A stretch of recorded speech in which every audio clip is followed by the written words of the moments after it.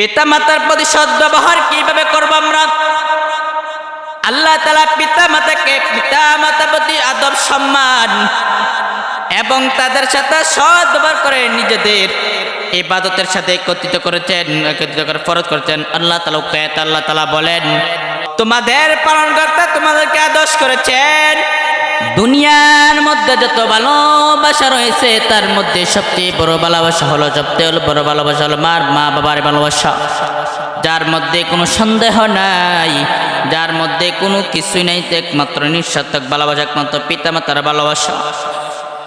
তাই ভাই ভাইকে ভালোবাসে, এর মধ্যে শত্রু হয়েছে, বোন বোনকে ভালোবাসে, এর মধ্যে শত্রু হয়েছে, স্ত্রী স্বামীকে ভালোবাসার মধ্যে শত্রু হয়েছে, স্ত্রী স্বামীকে ভালোবাসার মধ্যে শত্রু হয়েছে, স্বামী স্ত্রীকে ভালোবাসার মধ্যে শত্রু হয়েছে। একমাত্র নিঃস্বার্থক ভালোবাসা হলো আপনার আমার পিতা মাতার ভালোবাসা। তাই একমাত্র নিঃস্বার্থক ভালোবাসা হলো সন্তানের প্রতি পিতা মাতার ভালোবাসা। ভালোবাসা মূলত আন্তরিক জজবা, একটি দ্বারা আল্লাহ এমন এক আকর্ষণ পয়দা করে দিয়েছেন, যার কারণে পিতা মাতা নিজে নাকে সন্তানকে আকর্ষণ পাওয়ার তৃপ্তি পায়, সন্তানের কল্যাণে তারা তাদের আরাম আয়েশা বুক বিলাস সব কিছু বিসর্জন দেয়। এই কারণে আল্লাহ তাআলা পিতা মাতাকে এমন এক মর্যাদা দান করেছেন যে তার হকের পরে পিতা মাতার হক ঘোষণা করেছেন, আর পিতা মাতার হক ঘোষণা করেছেন, দুনিয়া তার জন্য লাঞ্ছনা অপদরিত করেছেন। পিতা মাতার প্রতি সদ্ব্যবহার কিভাবে করব আমরা? আল্লাহ তাআলা পিতা মাতার প্রতি আদব সম্মান এবং তাদের সাথে সদ্ব্যবহার করে নিজেদের ইবাদতের সাথে একত্রিত করে ফরজ করেছেন। আল্লাহ তাআলা বলেন, তোমাদের পালনকর্তা তোমাদেরকে আদেশ করেছেন, তাকে তারা অন্য কারো ইবাদত না করতে এবং পিতা মাতার সাথে সদ্ব্যবহার করতে। তাদের একজন অথবা উভয়জন যদি জীবদ্দশা বার্ধক্যে উপনীত হয় তবে তাদেরকে ও শব্দটিও বলা যাবে না, এবং তাদেরকে দমক দিও না এবং বলো তাদেরকে শিষ্টাচারমূলক আচরণ করতে। তাদের ভালোবাসার সাথে নম্র ও মাথা নত করে দাও, বলো হে পালনকর্তা তাদের উভয়ের প্রতি রহম করো, যেমন তারা আমাকে শৈশবকালে লালন পালন করেছে। উক্ত আয়াতে সর্বপ্রথম বান্দার দৃষ্টি আকর্ষণ করা হয়েছে আল্লাহ তাআলা ইবাদতের প্রতি। এই ইবাদত হলো মানুষের সৃষ্টির মূল লক্ষ্য এবং উদ্দেশ্য। এই ইবাদতের মাধ্যমে বান্দার আবিয়াত বা দাসত্ব প্রকাশ পায়, এটা আল্লাহ তাআলার হক।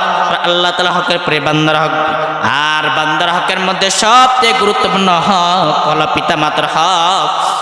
এই পিতা মাতার হক সম্পর্কে আল্লাহ তাআলা সন্তানের বিষয়টি নির্দেশন দেওয়া হয়েছে। এক নম্বর হলো ওয়াবিল ওয়ালিদাইনি ইহসান, হে সন্তান পিতা মাতার সঙ্গে ইহসান করো, পিতা মাতার সঙ্গে সদ্ব্যবহার করো।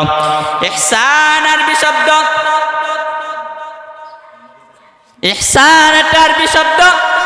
ইহসান অর্থ হলো সদ্ব্যবহার, অনুগ্রহ করা, দয়া করা। একমাত্র অর্থাৎ নিজেদের জন্য, স্ত্রী ছেলে মেয়েদের জন্য যা কিনবে, মা বাবার জন্য তাও কিনবে। আল্লাহ তাআলা বলেন, ও বান্দা আমি তোমার কত আদর করে, কত মহব্বত, কত মায়া করে পাঠিয়েছি, তুমি আমার ইবাদত করো। আল্লাহ তাআলা ইবাদত করে বান্দা। আল্লাহ তাআলা পিতা মাতাকে সম্পর্কে আল্লাহ তাআলা কোরআনের মধ্যে বলতেন, ওয়াবিল ওয়ালিদাইনি ইহসান, হে সন্তান পিতা মাতার সঙ্গে সদ্ব্যবহার করো। আল্লাহ তাআলা বলেন, যদি তুমি পিতা মাতার সঙ্গে সদ্ব্যবহার করো, আর যদি পিতা মাতা যদি তোমার প্রতি খুশি, যদি আমার দরবারে হাত বাড়ায় রে, আমি কোনোদিন ওই মার হাত কোনোদিন ফিরাইয়া দেই না। এই জন্য তোমরা বেশি বেশি পিতা মাতার হক সম্পর্কে পিতা মাতাকে সদ্ব্যবহার করবা, পিতা মাতাকে খেদমত করবা। হযরত বাইজিদ মুস্তাবি কেমন সাহাবী ছিলেন রে, কেমন বাইজিদ মুস্তাবি কেমন আল্লাহওয়ালা হয়েছিলেন। একটি গ্লাস পানির জন্য মার কাতরে মায়ের সামনে দাঁড়িয়ে লইলেন, কিন্তু মাকে ডাক দেয় নাই।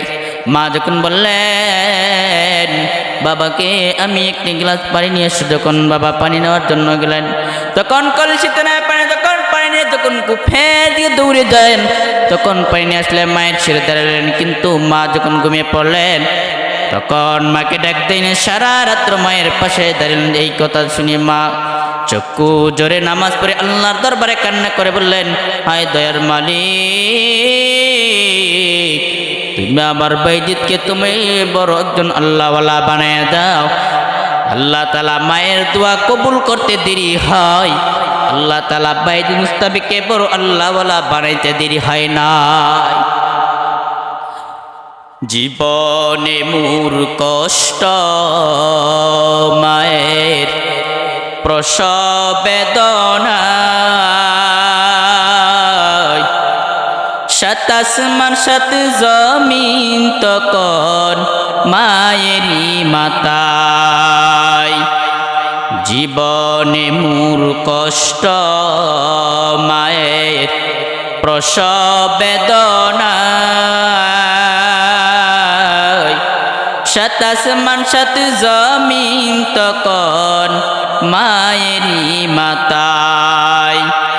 এমন মাকে কেমনে আজি, এমন মাকে কেমনে আজি যাব আমি ভুলিয়া।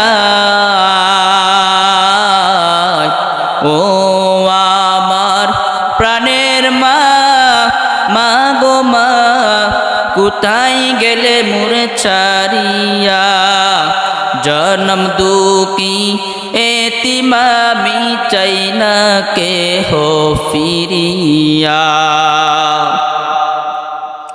আমি যখন ছিলাম আমার মায়ের উদরে, চলাফেরা করতেন যে মায় কত কষ্ট করে।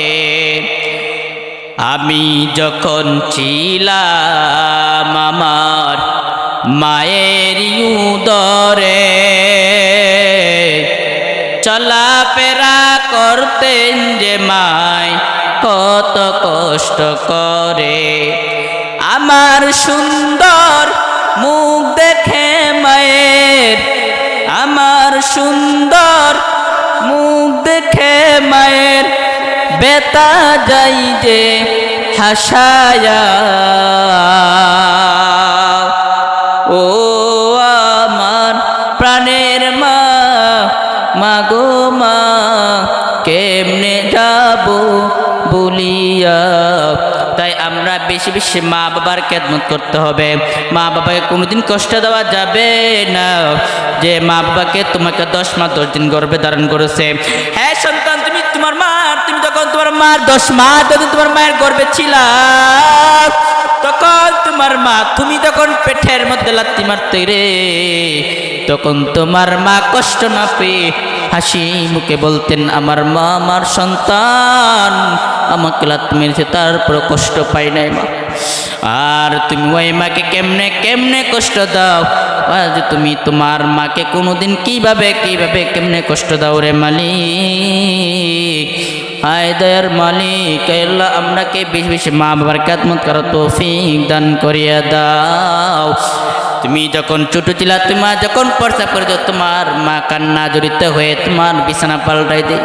তোমার যখন কিতা লাগে, তুমি কান্না করো, মা বুঝে নেয় আমার সন্তানে কিতা লেগেছে। তুমি যখন চিৎকার মেরে বলো, সন্তান মনে হয় প্রস্রাব করছে, আমি ঠান্ডা বিছনা সরিয়ে তোমাকে গরম, তোমাকে শুকনো বিছানা নিজের ছায়া দেয় রে। আর তুমি কিভাবে ওই মাকে কষ্ট দাও, এই জন্য বলি কোনোদিন মাকে কষ্ট দিবা না। যত বেশি পারো মা বাবার খেদমত করো, মা বাবার প্রতি সৎ ব্যবহার করো রে। যদি তোমার প্রতি তোমার মা বাবা খুশি হয়ে যান, স্বয়ং আল্লাহ তাআলা খুশি হয়ে যান।